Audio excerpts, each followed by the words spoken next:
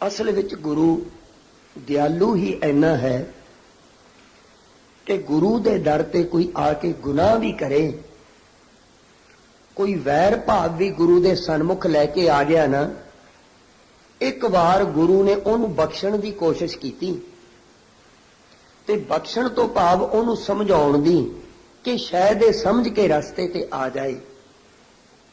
मैं एक इतिहास विचों प्रमाण श्री गुरु गोबिंद सिंह जी महाराज के गुरु किन्ना दयालु है। जिस वेले भंगाणी का युद्ध होया, भंगाणी दे युद्ध दे दौरान पहाड़ी राजा विचों तीर अंदाजी का सब तो वध मार सी हरीचंद राजा। हंडूरिया राजा सी हरीचंद। तीर अंदाजी का बड़ा मार सी, इनू मान सी अपनी धनुर्विद्या का। यह कहन लग्या कि एक बार गुरु गोबिंद सिंह जी महाराज दे मैं सामने चला जावां, फिर कहंदे तुहानू किसी नू जंग नहीं करना पएगा। कहंदे जंग की समझो समाप्ति हो जाएगी जे एक बार मेरा सामना हो गया गुरु साहब जी दे नाल। इनू इन्ना मान सी कि जे मैं चला गया तो मेरा मुकाबला गुरु साहब भला की कर सकते। मन विच हंकार लैके आया, वैर वाली भावना लैके आया। हालांकि पहाड़ी राजे बिना किसी कारण दे गुरु साहब जी ते चढ़ के आ गए सन। गुरु साहब जी ने तो कुछ नहीं कहा सी, ना कुछ बिगाड़िया सी, बिना किसी कारण दे। हुण हरीचंद राजा सामने आया। गुरु साहब जी ने इस सारे बिरतांत नूं बचित्र नाटक विच अपनी कलम तो लिखिया। गुरु साहब जी लिखते हैं कि हरीचंद जदों सामने आया ना, उन्हें कहंदे एकदम अपनी कमान कसी, कहंदे चिल्ला चढ़ाया ते कहंदे बिल्कुल निशाना सेध के साडी तरफ नूं तीर चलाया। लेकिन जिहड़ा उहदा पहला तीर सी ना, क्योंकि गुरु साहब जी हर एक विद्या दे मार, जे मैं दुनियावी तौर ते गल कर रहा, हर एक शास्त्र नूं चलाउण दे मार सन सतगुरु जी।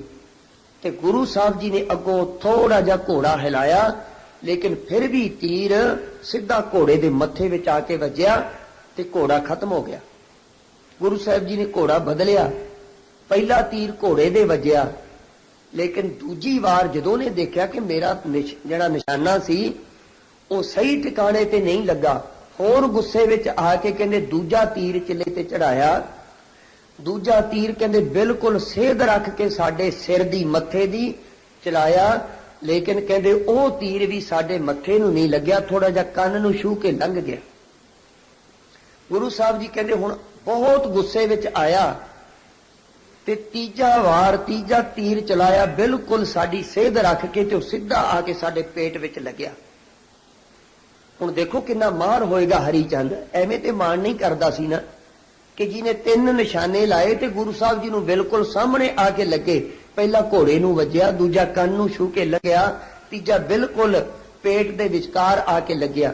लेकिन गुरु साहब जी ने संजो पहनी हुई सी ते संजो नूं भी पार करके ना तीर दी चुंझ थोड़ी जी जाके शरीर दे विच भी घाओ कर गई, जख्म कर दिता।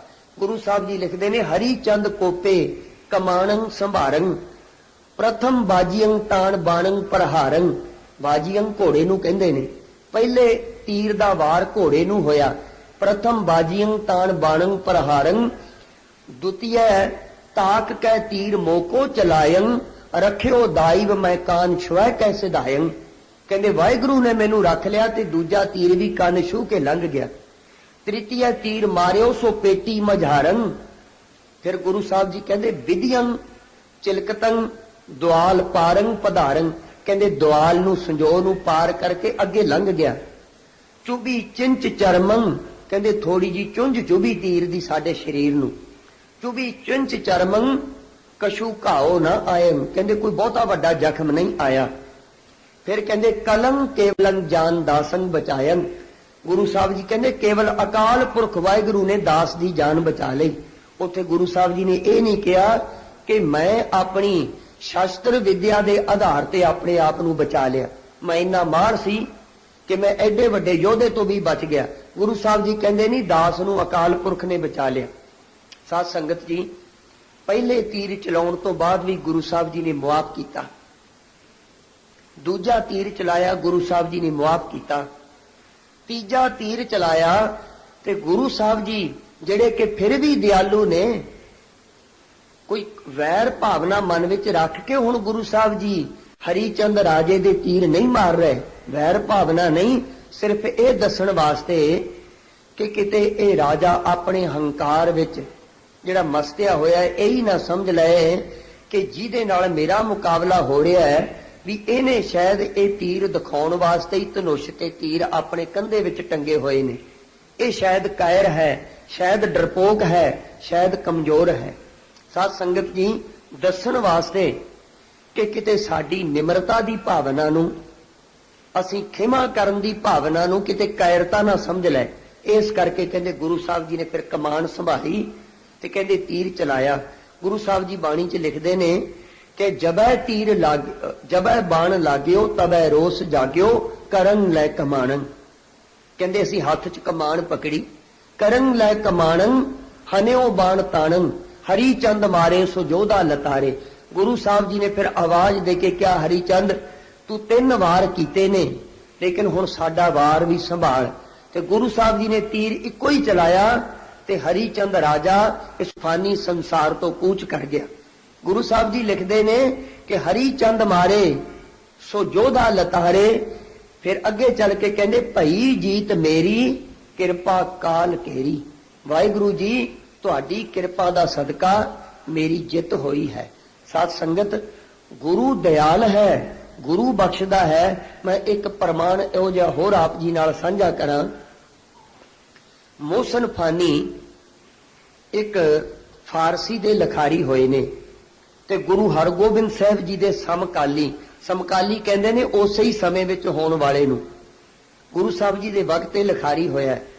मोहसन फानी इहने एक फारसी दी लिखत इहने रचना रची है, उहदा नाम लिखिया ने दुबस्तान मजाहिब। ते उहदे विच एक घटना दा जिक्र करदा है। इह छेवें पातशाह जी दे कोल भी रहा, ये सतवियां दे कोल कीरतपुर साहब भी रहा ते गुरु दे सिखां दी संगत भी इन्हें काफी माणी। ये लिखदा है कि जिस वेले कहंदे गुरु हरगोबिंद साहब सच्चे पातशाह जी दा मुकाबला होया ना मैदाने जंग विच पैंदे खां दे नाल, कहंदे मैं हैरान रह गया देख के कि मैं सुनदा सी सिखां तो कि गुरु बहुत दयालु है, गुरु दया दा भंडार है, गुरु नूं कदे गुस्सा नहीं आउंदा, कदे क्रोध नहीं आउंदा। लेकिन मैं सिखां वल्लों कीती जाण वाली गुरु दी महिमा नूं कहंदे उस वेले अपणियां अखां नाल तकिया जदों गुरु साहब जी दा मुकाबला पैंदे खां नाल हो रिहा सी। कहंदे पैंदे खां ने श्री गुरु हरगोबिंद साहब सच्चे पातशाह जी ते वार-वार मैं संखेप विच अर्ज करां 3 वार कीते, लेकिन गुरु हरगोबिंद साहब सच्चे पातशाह जी के चेहरे ते कोई क्रोध नहीं, कोई गुस्सा नहीं। कहंदे उसे तरह शांत ने श्री गुरु हरगोबिंद साहब जी।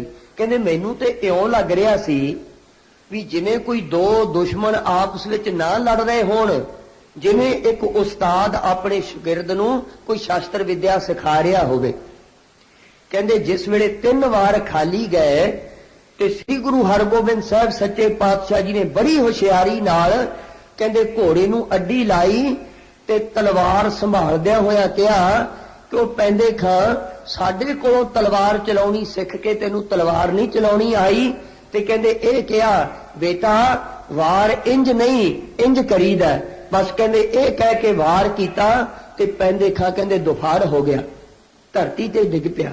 साध संगत जी मोहसन फानी लिखदा है कि गुरु हरगोबिंद साहब सच्चे पातशाह जी ने उस वेले भी वार कोई क्रोध विच आके नहीं कीता, कोई वैर दी भावना मन विच धारण करके नहीं कीता। सतगुरु कहंदे सतगुर दाता दयाल है तिसनो दया सदा होए। सतगुर अंदरों निर्वैर है सब देखै ब्रह्म एक सोए। सतगुर निर्वैरा नाल जे वैर रचाए दे तिस विचों तिसटिया ना कोए। सतगुर सबना दा भला मनाएंदा तिसदा बुरा क्यों होए। लेकिन सतगुर नूं जेहा को इछदा तेहा फल पाए कोई।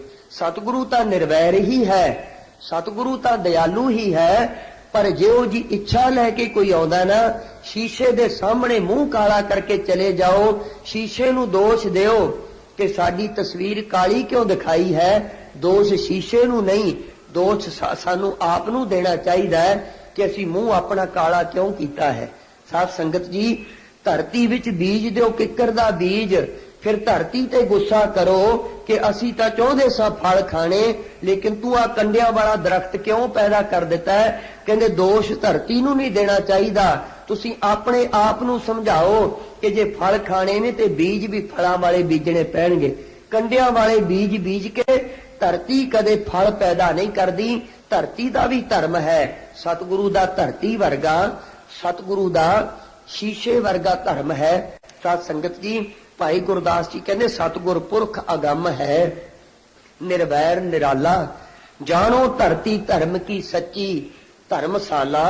भाई गुरदास जी कहते जेहा बीज सो लुणै, फल कर्म संभाला, ज्यों कर निर्मल आरसी जग वेखण वाला, जेहा मोह कर भालिया तेहो वेखाला, सेवक दरगह सुरखरू वे मुख मुंह काला। कहते एवें गुरु दी दरगाह है, सेवक दा मुंह उजला, सेवक सुरखरू, ते कहते जेड़ा बेमुख हुंदा है उहनूं कहते गुरु शीशा काला मुंह, भाव अपने आप ही जो अवगुणा दी कालख मली है वो दिखाई दे जाती है। लेकिन गुरु फिर भी समझाउंदा है कि जे मुंह काला हो गया ना ते धोता भी जा सकता है, धो के इनू साफ भी किया जा सकता है। जे पिछली उम्र विच गुनाह करके अपने हिरदे नू काला कर लिया है तां हुण गुनाह वाला अवगुणा वाला रस्ता छड्ड के हुण गुनाह दे मार्ग ते तुर। जिवें अवगुण काला करदे ने इवें गुण निर्मल भी कर दिंदे ने।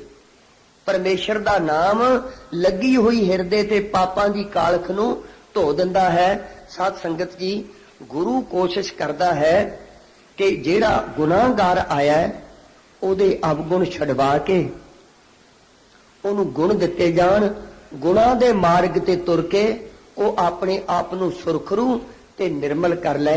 साध संगत जी, साडे सिख इतिहास विच बहुत सारे प्रमाण ने। मैं एक बार दा प्रमाण साझा करा, गुरु निर्वैर किवें है। असल विच रब दे मार्ग ते तुरन वाला, रब दी बंदगी करन वाला हर एक महापुरुष वो निर्वैर होया करदा है। एक बार ईसा जी दे पास एक ऐसी औरत नूं लिआंदा गया जिन्हें कि समाज दे लिहाज नाल एक बहुत भारी गुनाह कीता सी। समाज दी दृष्टि विच ऐसा गुनाह सी कि यह हुण मुआफ नहीं हो सकदा, भी भाव इहने किसी पर मर्द दा संग कीता है, यह गुनाह माफ होण वाला नहीं। इस गुनाह दी सजा देण वास्ते लोग इकट्ठे होके आए, हत्थां विच पत्थर चुके हुए सन। काहदे वास्ते? इहनूं संगसार करना।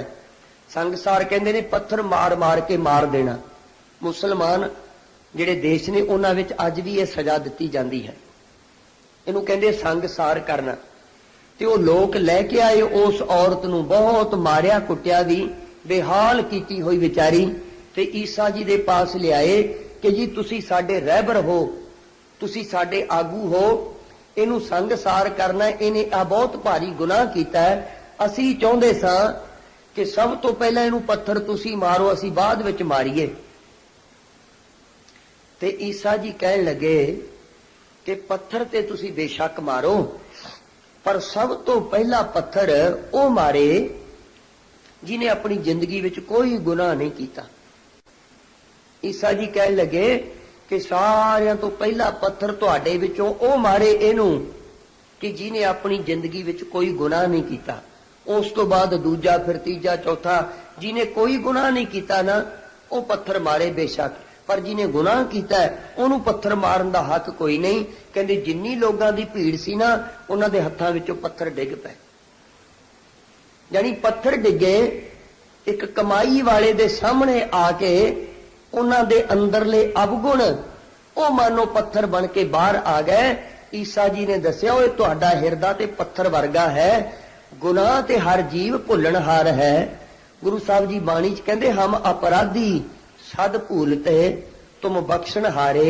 गुरु साहब जी कहंदे लेखा कतै ना छोटी है, खिन खिन भूलणहार, बख्शणहार बख्श लै, नानक पार उतार।